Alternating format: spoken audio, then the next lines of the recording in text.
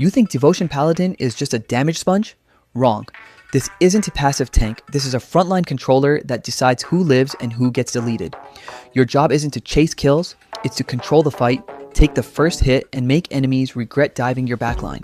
While they waste everything trying to break you, your DPS team gets the perfect window to wipe them out. If you play this right, you don't just survive the fight, you own its pace. Devotion Paladin is often misunderstood as just a pure tank class, but in reality, it's one of the most impactful roles in team fights when played correctly. Your main responsibility isn't to deal damage or secure kills, it's to protect your allies by controlling enemy aggression. You stay in front, absorb pressure, and most importantly, force enemies into bad decisions. Every time they commit onto you, they lose tempo, cooldowns, and positioning.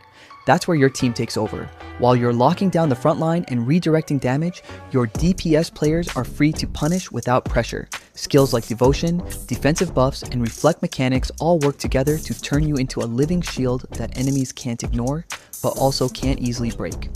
In this guide, I'll break down how to build the Devotion and Reflect Paladin setup, which I've been enjoying for weeks already. Let's start off with the cards. The gameplay of a Devo Paladin focuses more on crowd control and protecting the team. I'm using the Requiem card to deal the fear effect to nearby enemies. Since Grand Cross will be our main driver, which we'll talk about later on, it deals AoE damage, which is very helpful in applying the fear status effect to nearby enemies. This means opening more opportunities for damage and giving our DPS team free hits. I'm sticking with the Golem card to protect my weapon from being broken. I think this is the perfect weapon card for a tank paladin. Let me know in the comments what you think is best for sustain. Next, for the cloak, I'm using a double Orc Baby card. At the time of recording, this was before the Glass Time update, so the cards may change and we might be able to get our hands on the Ragnarok card, which will be better than the Orc Baby card. Anyway, this card helps us sustain more neutral damage since most of the damage received in PvP is neutral. Neutral resistance is a rare stat, which I think can only be obtained through cards. Next, and speaking of this card, I got these double Orc Baby cards from just one farming session through LDCLOUD. I left my character farming for cards before I went on grocery errands and just closed the window. It's that easy. The best part is you can try this almost for free by using my link in the description. But wait, there's more. Wait a minute!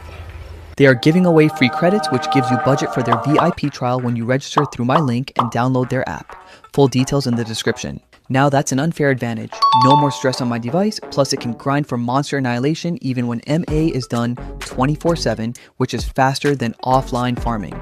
Try LDCLOUD today and head to the description below to learn more how to get the VIP treatment. Oh, you're still there? Go check the link now, please. Next is the Muka card. This card gives us a huge vitality boost with increased HP recovery. HP recovery is a super underrated stat that most paladins ignore, at least for devotion type paladins. The higher defense we have, the more self-sustain we need aside from potions. HP regen saves. Costume cards? Well, it's hard to talk about something I don't have, but it's still one of my wishlist items, and at the time of recording, costume cards are still limited. Mouthwear card is one of my more controversial builds. As a paladin, people said I should get the Angeling Puppet too since it gives a high HP boost. But me? No. I can source HP from other progression systems, but damage reduction against medium-sized enemies seems much rarer to me.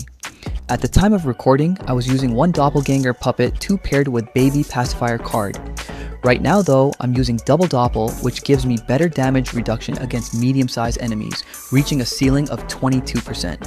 For me, the best offense is the best defense. For headwear, there's nothing too fancy. I'm only after the additional vitality points from Lieb Olmai and the 2% HP boost from Sakura MVP.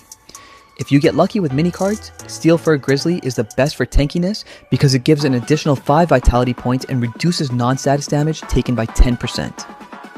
Rose Ornament cards are still the best cards for facewear for tanks because of the added HP percentage and increased healing received. This will be helpful for sustain. For armor, Cornutus card is a solid choice. We don't want our gear to be broken as a tank and utility class in a party. With this card, it helps us sustain more thanks to its high defensive value and added HP. It's a pretty straightforward card for a paladin. For the shield, it's Therafrog card all the way for the added damage reduction against demi-humans. But we're still going to mix it with Horn card to boost our physical damage reduction as well. Since we're running Reflect Shield, this gives us a huge damage reduction boost. You didn't expect the Merman card in shoes, did you? Yeah, I forgot to mention that we're also running an HP regen build. Combined with Muka cards, this should help increase our regeneration. For the other slot, just leave it with Moonlight Flower card. Lastly, for backwear, it's Drake Puppet 1 card for that extra physical damage reduction. This gives us extra damage sustain. Let's look at the stats. But first things first, we're building a Devotion and Reflect type Paladin, so we're prioritizing tankiness over HP boosts. When I say tankiness, we're focusing on physical defense score and increasing your equipment's physical defense to boost your raw defense. Aside from that, we're also looking closely at our damage reductions for both physical and magical damage. Although there are many progression paths to improve these, for our raw stats, we can increase our vitality and intelligence to boost both physical defense and magic defense. Don't worry too much about dealing damage, let the Reflect do its thing. What's important is protecting your team, taking all the CC, and surviving the hits. That's basically the gameplay we're trying to achieve. Aside from that, we control the battlefield. Now let's head to the gears and set. Starting off with the main hand, we're using the Excalibur one-handed sword. You might be thinking, wow, nobody uses that. Well, we do now. This weapon gives us a free 10 vitality points from the weapon alone. At the same time, when refined, it provides extra tankiness and max HP, perfect for sustain and boosting reflect damage when paired with our shield. And to add the cherry on top, this weapon allows us to trigger the Angelus skill when attacked. Because of that, we gain extra defense points. How's that for a sustain weapon? Excalibur looks wild, by the way. Yes, sir. Yes, sir. For the cloak, armor, and shoes, we're going with the Goibny Brothers set. Sir. Out of all the Divine Armament sets, this one is the most suitable for tanks. Not only does this set give us protection against elemental damage, but it also boosts our defense score by percentage. We're playing the tank game. Always remember that. Not only are we tanking, we're also reflecting damage. We're going to use the Naga shield, so our Reflect Shield skill gets an additional damage boost. On top of that, reflect damage scales based on our HP score. You might be thinking, I thought we were playing tank? Yes sir, we are. Now listen to me, soldier. We don't take damage for free. When players realize you're running a reflect build, some of them will run away and ignore you. That's actually the perfect time to protect your allies through devotion.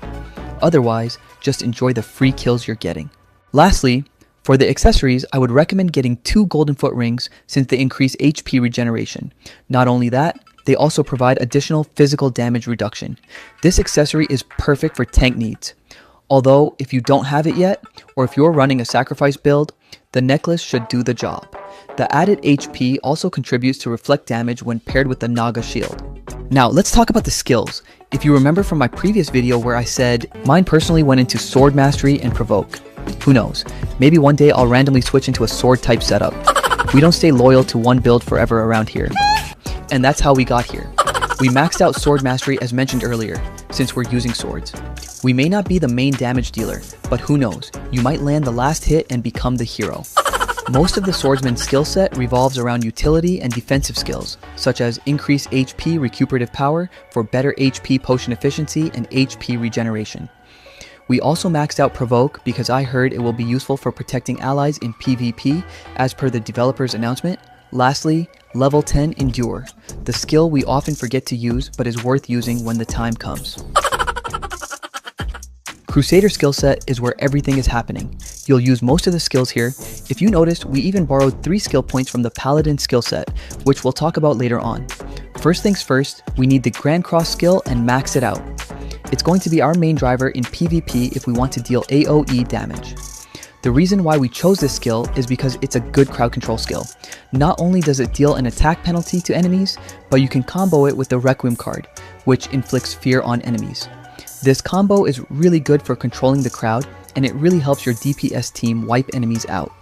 Grand Cross is also a prerequisite for Gloria Domini later on, which we will need for our combo. Next, we want Auto Guard, maxed out for added sustain.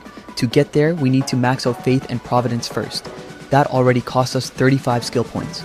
We don't have room for Cavalier skills at this point, and we don't plan to invest in them since we won't be chasing enemies anyway. Our gameplay will focus on sticking with our team. We'll put the remaining 5 skill points into Smite, as it is a prerequisite for Shelter, which is also a prerequisite for the Fortitude skill of Paladin. We will come back to this skill set to complete level 3 shelter after we finish the next skill set, which is the Paladin. Paladin skill set is more focused on providing support and utility to the team. Here we get the devotion skill and max it out. We'll use this to primarily protect our support allies. Devotion only provides HP benefits to the receiver, so if the target is too squishy, we can't maximize the skill.